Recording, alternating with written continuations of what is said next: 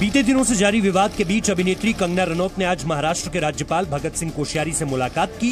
कंगना ने मुलाकात के बाद अपने ऑफिस में बीएमसी की तोड़फोड़ की कार्रवाई को लेकर राज्यपाल के सामने अपना पक्ष रखा है। राज्यपाल से मुलाकात के बाद कंगना ने कहा, मेरे साथ जो भी अन्याय हुआ उसे लेकर बात की, वो हमारे अभिभावक हैं, यहाँ पर मुझे न्याय मिलेगा ऐसी उम्मीद है। मैं कोई राजनेता तो नहीं हूँ, मुझे हमेशा से इस शहर ने बहुत कुछ दिया है, लेकिन अचानक ऐसा बर्ताव हुआ जो मुझे बिल्कुल मंजूर नहीं। मैंने उनसे मुझे जो भी मेरे साथ अन्याय हुआ है उसके बारे में बात की। वो हमारे सबके गार्डियन हैं यहाँ पे, एंड जिस तरह से मेरे साथ सुलूक हुआ है उस बारे में मैंने वही बात की। वही हमारी आज ब्रीफ जो भी मीटिंग हुई उसके बारे में मैंने उन्हें बताया, एंड आई होप कि justice be given to me. गुरुवार को राज्यपाल भगत सिंह कोश्यारी ने मुख्यमंत्री के मुख्य सलाहकार अजय मेहता से कंगना के मामले पर चर्चा की थी। कंगना के खिलाफ हुई कार्रवाई पर उन्होंने नाराजगी भी जताई थी। महाराष्ट्र के मुख्यमंत्री उद्धव ठाकरे ने आज वीडियो कॉन्फ्रेंसिंग के जरिए जनता को संबोधित किया और कंगना रनौत को लेकर यह साफ कर दिया कि राज्य में चल रही राजनीति पर वो अभी नहीं, बाद में बोलेंगे। उन्होंने कंगना का नाम तो नहीं लिया, लेकिन साफ कहा कि उनकी खामोशी को कमजोरी ना समझा जाए। सीएम उद्धव ने यह भी कहा कि राज्य में राजनीतिक साइक्लोन आते रहेंगे और वो उनका सामना करते रहेंगे। हालांकि इसके बाद सीएम ने राज्य की जनता से कोरोना के हालात और उससे बचने के रास्तों पर भी बात की। उद्धव ने कोरोना को लेकर कहा कि संक्रमण की रोकथाम में लोगों ने साथ दिया है, मैं सबको धन्यवाद देता हूं। कोरोना को लेकर आपको डरने की जरूरत नहीं है, आप खबरदार रहें, हम जिम्मेदार रहेंगे। पण राजकारणाबद्दल आणि एकूणच महाराष्ट्राच्या बदनामीचा जो काही डाव आखला जातोय त्याच्याबद्दल एकदा मात्र मी जरूर मुख्यमंत्री पदाचा मास्क हा थोडा वेळ बाजूला ठेवून आपल्याशी बोलणार आहे। त्यातले सुद्धा धोके आणि एकूण ज्या काही गोष्टी आहेत त्या आपल्यासमोर मी नक्की मांडणार आहे। मी बोलत नाही याचा अर्थ असं नाही की माझ्याकडे उत्तर नाही। महाराष्ट्र के मुख्यमंत्री उद्धव ठाकरे पर बने कार्टून को सोशल मीडिया पर कथित तौर पर साझा करने के लिए शिवसेना के 6 कार्यकर्ता द्वारा मारपीट किए जाने के मामले में नौसेना के रिटायर्ड अधिकारी मदन शर्मा ने यह भी कहा था कि राज्य में कानून व्यवस्था को कायम करने में वह असमर्थ हैं, तो अपने पद से इस्तीफा उन्हें दे देना चाहिए। मुख्यमंत्री उद्धव ठाकरे जी, अगर आपको ये समस्या का हल नहीं निकाल सकते हैं तो आप रिजाइन दे दीजिए। हालांकि उद्धव ठाकरे ने इस पूरे मामले पर आज चुप्पी बनाए रखी। उन्होंने अपने संबोधन में इस पूरे मामले पर कुछ नहीं कहा। उत्तर प्रदेश में आपको मालूम है कितने एक सर्विसमैन के ऊपर हमला हुआ है। वो जो कैप्टन की तो हत्या हो गई, घर में घुसकर मारा गया। तब तो किसी रक्षा मंत्री ने फोन नहीं किया उसकी फैमिली को। हालांकि इस पूरे घटनाक्रम पर देश ने अपना गुस्सा सोशल मीडिया पर उद्धव ठाकरे और महाराष्ट्र सरकार के खिलाफ निकाला था। कंगना रनौत ने भी इस मसले पर उद्धव ठाकरे से कई सवाल पूछे थे।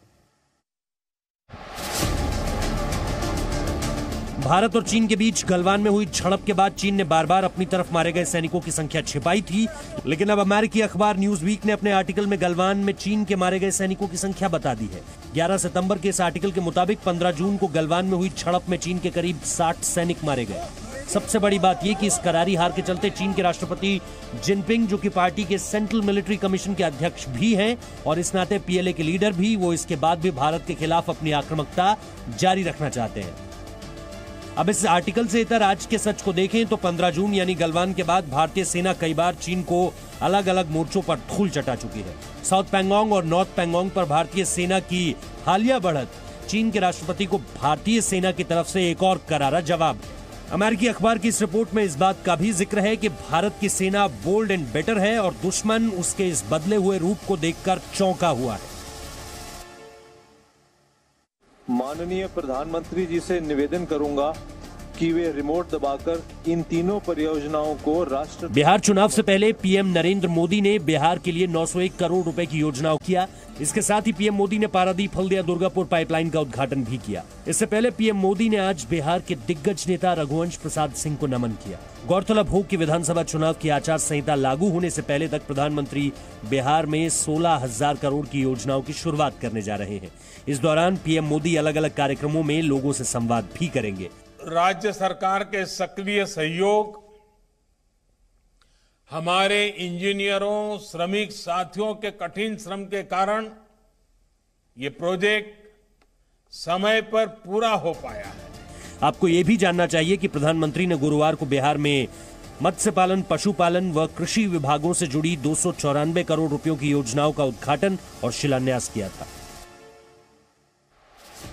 पूर्व केंद्रीय मंत्री रघुवंश प्रसाद सिंह का आज निधन हो गया। दिल्ली के एम्स में उनका इलाज चल रहा था। उनके निधन पर पीएम नरेंद्र मोदी, मध्य प्रदेश के सीएम शिवराज सिंह चौहान, बिहार के मुख्यमंत्री नीतीश कुमार के साथ साथ कई नेताओं ने शोक जताया है। रघुवंश बाबू के जाने से बिहार और देश की राजनीति में शून्य पैदा हुआ। मैं जब भारतीय जनता पार्टी के संगठन के कार्यकर्ता के रूप में काम करता था, उस काल से मेरा उनका निकट परिचय रहा। रघुवंश प्रसाद सिंह के निधन पर आरजेडी प्रमुख लालू प्रसाद यादव ने गहरा दुख जताया। लालू प्रसाद यादव ने ट्वीट कर कहा, प्रिय रघुवंश बाबू, ये आपने क्या किया? मैंने परसों ही आपसे कहा था आप कहीं नहीं जा रहे हैं, लेकिन आप इतनी दूर चले गए।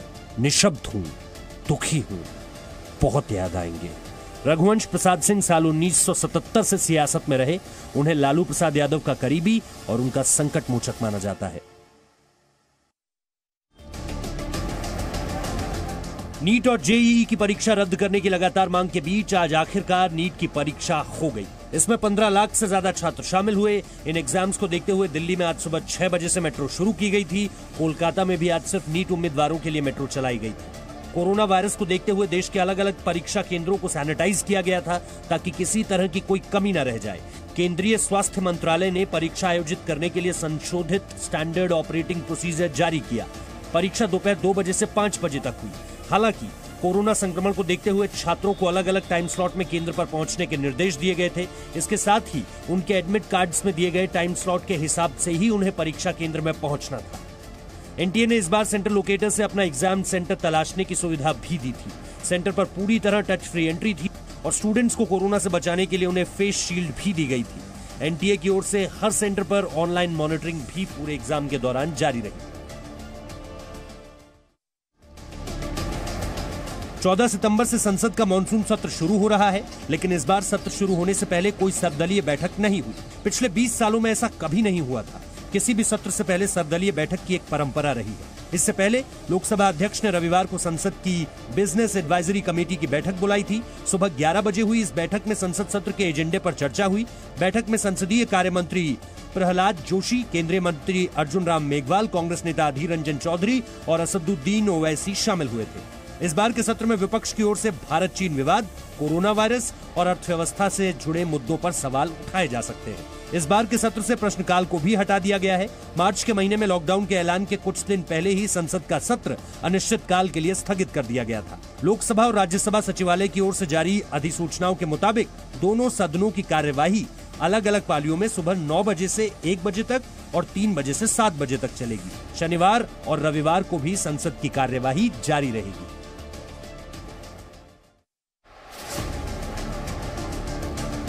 देश में कोरोना के बढ़ते मामलों पर प्रधानमंत्री के प्रिंसिपल सेक्रेटरी पीके मिश्रा ने समीक्षा बैठक की। सरकार की तैयारियों के अलावा आगे की रणनीति पर भी चर्चा हुई।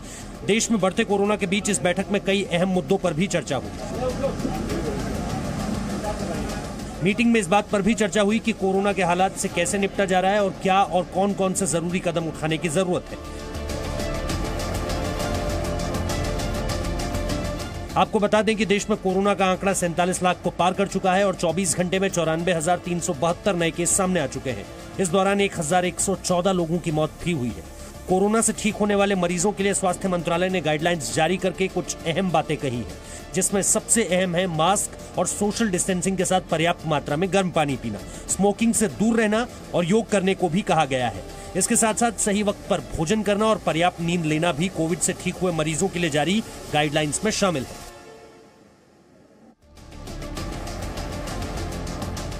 भारत में भी जल्द ही कोरोना की वैक्सीन कोविशील्ड का ट्रायल फिर से शुरू होने वाला है।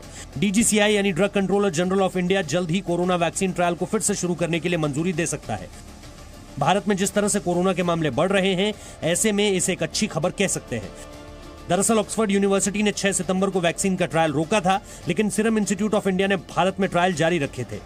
बाद में डीसीजीआई ने इस ट्रायल पर आपत्ति जताई, जिसके बाद 9 सितंबर को सीरम ने कोविशील्ड का ट्रायल रोक दिया था। कोरोना को हराने की इस रेस में कोविशील्ड वैक्सीन सबसे आगे है। कोरोना वैक्सीन का ट्रायल सुरक्षा कारणों से बीच में ही रोकना पड़ा था। इस वैक्सीन का ट्रायल ब्रिटेन की ऑक्सफोर्ड यूनिवर्सिटी और फार्मा कंपनी एस्ट्राजेनेका मिलकर कर रहे हैं। इस वैक्सीन ट्रायल में पुणे की company serum institute of India भी पार्टनर है।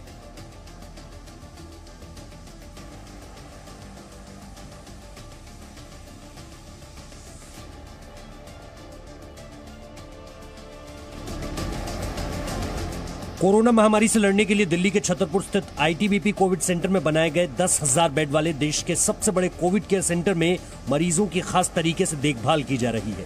इस सेंटर में भर्ती होने वाले सभी मरीजों को दवाइयों के साथ साथ योग की क्लास भी दी जा रही है, जिससे उन्हें जल्द से जल्द स्वस्थ किया जा सके। फिलहाल इस सेंटर में 2 सेगमेंट है, कोविड केयर सेंटर और dedicated Covid health care ward.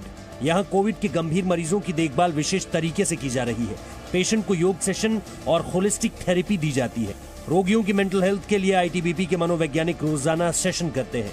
गृह मंत्रालय के निर्देशों के अनुसार इसे काफी कम वक्त में तैयार कर लिया गया था, जहां आईटीबीपी के जवान गरीब और जरूरतमंद लोगों को बेहतरीन चिकित्सा प्रदान करते हैं। इस सेंटर से करीब 2450 मरीज ठीक होकर अपने घर जा चुके हैं।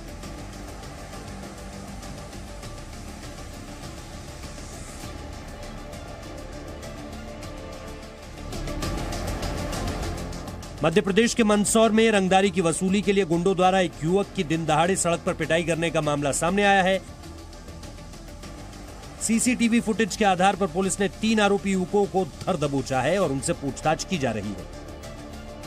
पीड़ित युवक ने आरोप लगाया है कि आरोपी मोहसिन उर्फ सनी और उसके साथियों द्वारा उससे बंदूक की नोक पर मारपीट की गई। आरोपी तीनों युवक पहले से एक कार की आड़ में घात लगाए बैठे थे। सड़क पर जैसे ही पीड़ित उन्हें दिखाई दिया, तीनों दौड़े और पीड़ित को जमकर पीटना शुरू कर दिया। मारपीट की घटना के बाद तीनों आरोपी युवकों को हिरासत में ले लिया गया है और इनसे पूछताछ की जा रही है। प्रारंभिक पूछताछ में पता चला है कि यह पूरा मामला रंगदारी का ही है और रंगदारी की वसूली के चलते ये पूरी की पूरी मारपीट की घटना सामने आई है।